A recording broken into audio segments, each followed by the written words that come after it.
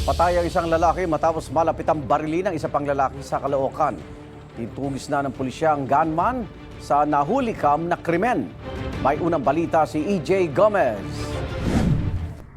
Isang lalaki ang nakatambay at nakasandal sa isang poste sa Barangay 8 sa Caloocan City pasado alas 7 kagabi. Nang lumapit ang isang lalaki sa kanya at malapitan siyang binaril sa ulo. Bumagsak sa kalsada ang lalaki. Tumakas naman ang gunman. Yung time na yun, ma'am, naglalaro po kami. Tapos may biglang pong pumutok. Tapos nakita na po namin may bumulagta na lang po. May tama na siya ng baril sa ulo. Dumating ang pulisya at barangay at naglagay ng barikada sa crime scene.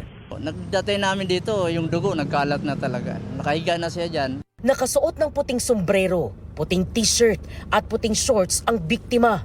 Nakaitim na jacket at itim na sombrero naman ang namaril. Inaalam pa ng mga otoridad ang pagkakakilala ng biktima at motibo sa krimen. Dayo talaga eh.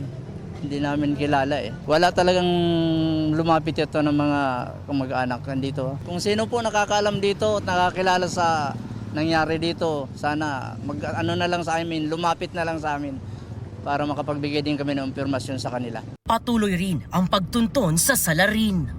Ito ang unang balita. EJ Gomez, GMA News.